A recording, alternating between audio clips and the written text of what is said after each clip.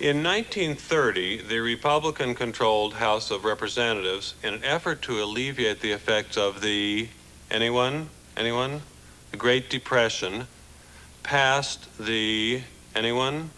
A tariff bill, the Hawley-Smoot Tariff Act, which, anyone, raised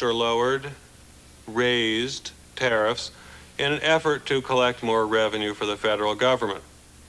Did it work? Anyone? Anyone know the effects? It did not work, and the United States sank deeper into the Great Depression. Today, we have a similar debate over this. Anyone know what this is, class? Anyone? Anyone? Anyone seen this before? The Laffer curve. Anyone know what this says? It says that at this point on the revenue curve, you will get exactly the same amount of revenue as at this point. This is very controversial. Does anyone know what Vice President Bush called this in 1980? Anyone? Something DOO economics. Voodoo economics. That was the great Ferris Bueller.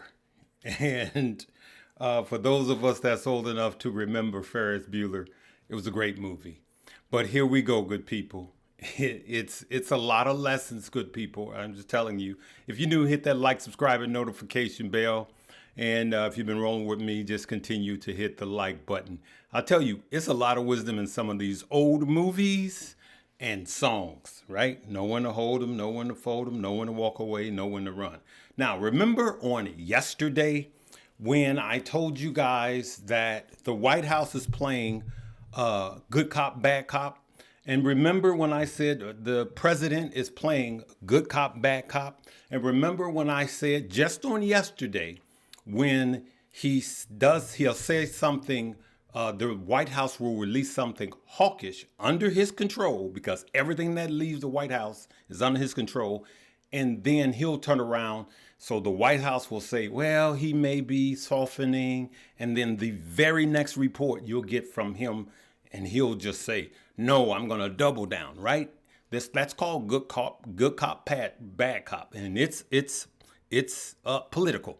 It's all political, good people. Unfortunately, you and I we have to pay the price, okay? And we're paying the price with the markets right now.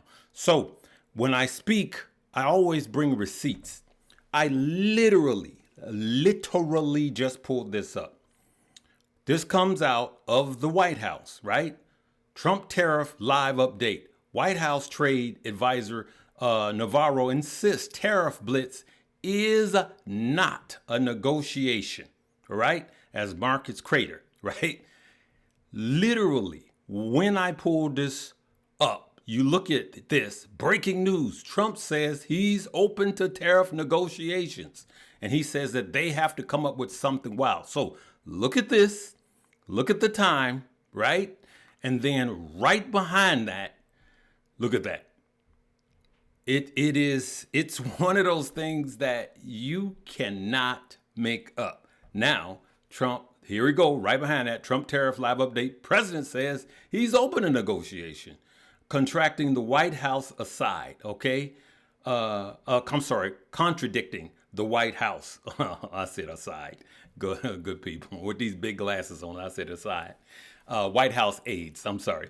So this is where we are. It's going to be a yo-yo. And what happens? The stock market yo-yos behind this. Unfortunately, a lot of people are getting hurt. And it may seem like I am just on this thing with politics, but I'm not. Politics has its hands in our pockets, in our retirements, and all of this. So I got to talk about it. All right, let's go and let's dig into what's going on. Fear and Greed Index. Extreme fear. I came on last night to show you guys in the pre-markets what was going to happen today. And when you get into extreme fear, usually you buy, with the exception of markets plummeting, then you don't want to catch a falling knife, right? So we are in extreme fear with stocks. Crypto has been coming down. It just moved up to 82. It was 81.9. And on yesterday, before liberation from our money day, it was 78%. All right. And then if you go here, you can see on the fear and greed index that we are, let's go here. We are moving more towards extreme fear. Okay. Now, for those of you that know that buy dips, I buy dips, but this is not the time to buy every dip. I'm just going to tell you, this is a time where you need to strategize. All right. That's what it is. So I just want to just go over a few things and show you guys something right now. Now, there's a lot of things that's going on, right? So here, I pulled up NVIDIA, put up Tesla, and I pull up Palantir. Two stocks that are big, heavy in tech. All of them have something to do with tech, but one is growth and one is a safer stock, a flight to safety, or what we call value. So people are they're moving from growth stock to value stock. And what is a value stock? Value stock is something that has it's actually costless, right? So if you go to the store and there's 2 loaves of bread and one has a name on it and it's $5 and the other one is $2, and the one that's $2 actually tastes the same as the one that's $5, that's a better value. So here we go. Look at this. November 5th was inauguration, right?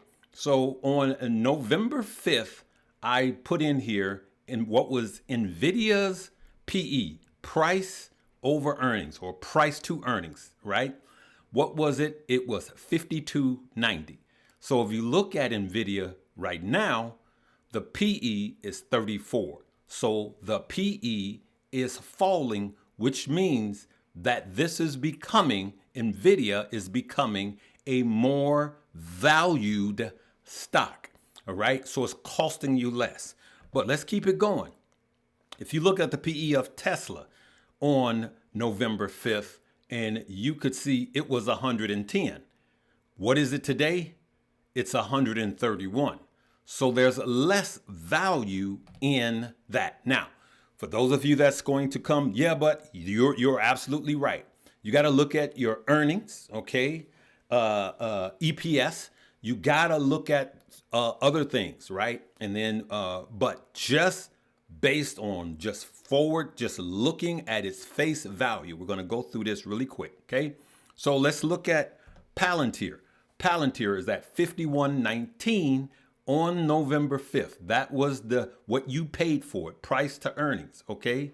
And then you have to go earnings per share, EPS, earnings per share, right? You have to put that in there too, all right? So now if you look at Palantir, on November 5th, it was 51, but now it's actually 443, okay? So out of Palantir, Tesla, and NVIDIA, for me, NVIDIA is the more valued stock. Okay, now I'm leaving a lot out. I'm just brushing over it. For those of you that don't know, a lot of you guys don't know. You're just buying stock, and I get it. You're trying to figure this thing out, and that's why we are here to help you. And so at some point, if NVIDIA's PE, price to earnings, continue to drop, it makes it a better valued stock. You're getting a bigger bang for your buck. All right. So it is coming down in price. All right. All right. Follow. So I wanted to show you guys that and just come on here and literally go through some of the things that you absolutely need to know. So let's look at the bloodbath. Here's the bloodbath. Good people, let me blow this up so you can see it.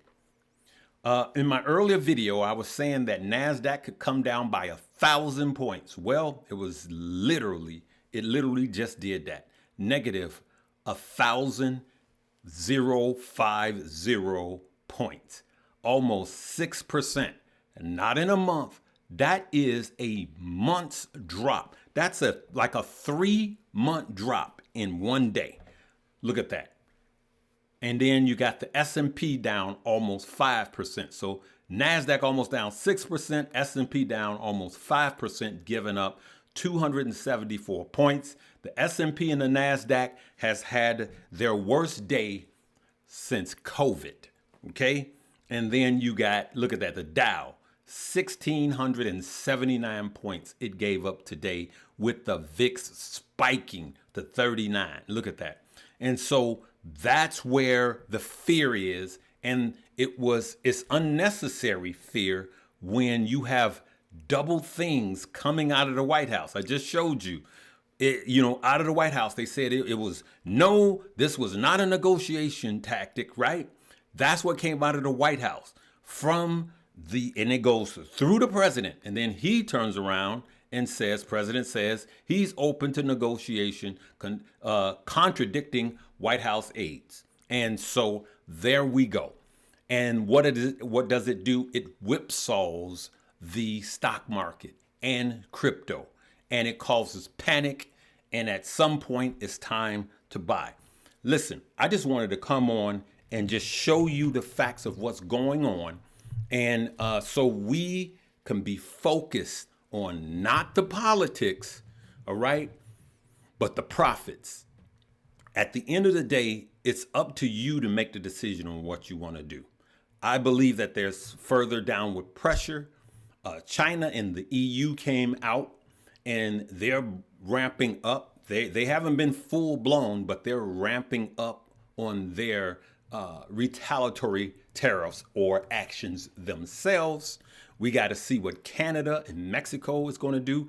Canada released a statement, but I don't think they can't come up fully on what they're going to do. One of the things we do know, just like Ferris Bueller, is it is not good and it is not sustainable. Okay. And so that's what I'm going to say. This tariff is too much and tariffs have never worked and it is not sustainable.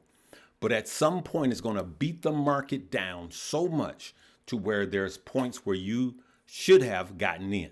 Now, I've gotten in, still have some dry powder. I communicate often with my money moves.